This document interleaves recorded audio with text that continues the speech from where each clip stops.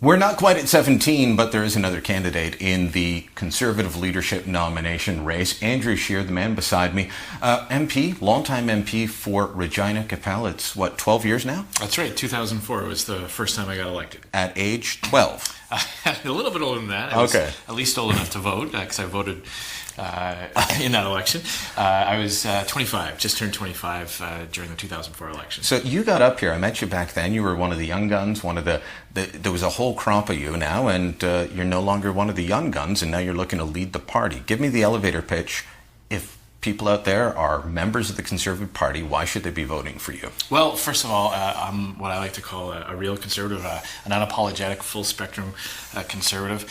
And I believe that the key to victory is not changing who we are, not advocating for things we don't believe in or that we know won't work. We need to stay true to our conservative principles and the values that have made this country great and weathered Canada through the economic downturn just recently. But we do need to connect with more voters, and I think that's the key. Is our conservative principles are actually more compassionate than the left. They actually do more for vulnerable people and poor people in the middle class. We need to talk about our motivations more and offer a more positive vision of what conservatism means to Canadians. I've argued that for a long time, and I'll get to how you do that in a moment. But you mentioned that you're a real conservative, a full conservative. You're going to be painted, you know this, as the social conservative, or one of the social conservatives in there. But the first time I remember interviewing you, you were still in opposition.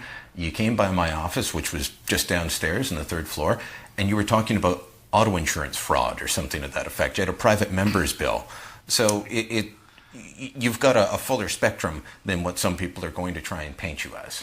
Well, a lot of those on the left and they like to try to put people into boxes, but absolutely, there's a whole range of economic issues and social issues that go beyond what is often perceived as just being socially conservative. But even apart from that, there's a lot of things that social conservatives agree on with people who aren't necessarily sort of view themselves that way. And when you look at what the government accomplished under the previous administration, there's a lot of family-friendly tax cuts that are very positive for both fiscal conservatives and other types of conservatives. Raising the age of sexual consent from 14 to 16 was something that every kind of conservative could agree with. And a lot of non-conservatives said, hey, why didn't we do that before? Exactly. So, I don't like to kind of be... I know the media likes to try to pigeonhole people and write a narrative, but there are things that unite our caucus, there are things that unite our movement, and there are things that divide us. And I think it's incumbent upon every leader, every leadership candidate to bring conservatives together. We don't always win when we're united, but we always lose when we're divided. All right. How do you broker those divisions then, and what would the divisions be within the party? I had somebody telling me, as we were talking leadership a little while ago, guy who's member of the party said, we've just got to shove the social conservatives out. We need every single conservative on board in the next election. We need every single one of them to vote for us, to help us on campaigns and help spread the message to that next tier of voters to help us get back to government. So we won't win by shoving anybody out. We won't win by telling a whole whack of people that we don't need your support or we don't want you as part of our movement. A good unifier can bring every kind of conservative in and keep them focused on winning the next election. So, I think there are some things that are achievable. There are some things that are reasonable to run on in the next election, some things that aren't.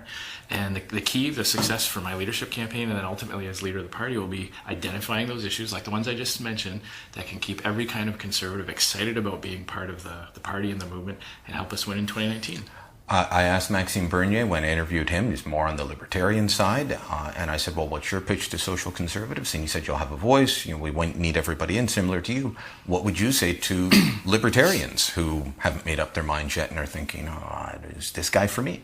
Well, look, I approach every issue, by going back to first principles and what is the proper role of government, and are there options that don't include government to begin with? There's a lot of things the government doesn't do well, and we should keep it in the areas that it does provide a proper function.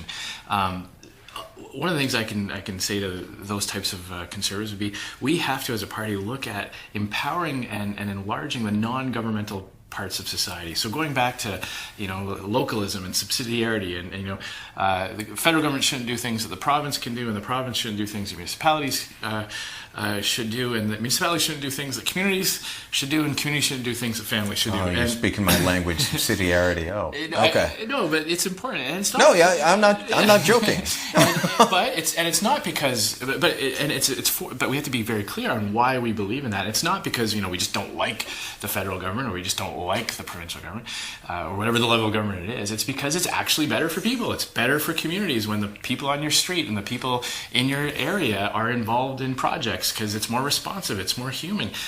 Government tends to be cold and bureaucratic and cold-hearted, and we have as MPs these stories of the veteran that gets denied a wheelchair or a program, and it's because he doesn't fit neatly into a bureaucratic box that was designed in Ottawa. And when you have a decentralized government that empowers other layers of society, that doesn't happen, because when the veteran comes in and people know him and they know he served and they know his story, and they say, well, for whatever technical reason he doesn't qualify, but we all know he should qualify and we'll approve it. But you can't do that with government. Government's inflexible. Not if you're sitting at a desk 6,000 kilometers away.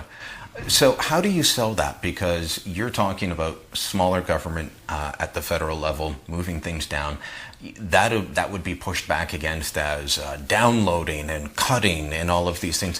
So how do you sell this idea and do it with a smile, which is something that in the last little while Conservatives haven't always been good at? Well, I think the key is to talk about what motivates us, and the key is to make sure people understand that the reason why we're arguing for those policies or for that approach is not ideological or philosophical, but because it's better for people. It's better for citizens and taxpayers and our vulnerable sector if they're being looked after and if they're being assisted by a level of government or a society that's closer to them. And that's what's motivating us. And I think what has happened too often in the past, not just in Canada but around the world, is Conservatives, we like to point to a data points in a chart, and we kind of do a mic drop, there, the data speaks for itself. But we need to go beyond that and talk to Canadians about, I want to do this because I want the veteran to get the programs that he deserves. I want the vulnerable person in my riding and around the country to have efficient services, and I don't want it to cost the taxpayer any more money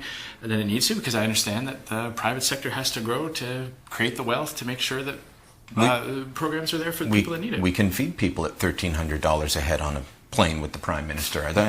Someone's got to pay that bill. Why did you get into politics? What was your personal motivation for saying, I want to spend all my time flying across the country from Regina to Ottawa? Well, I can tell you what first got me interested in politics. I used to deliver the Ottawa Citizen here when I was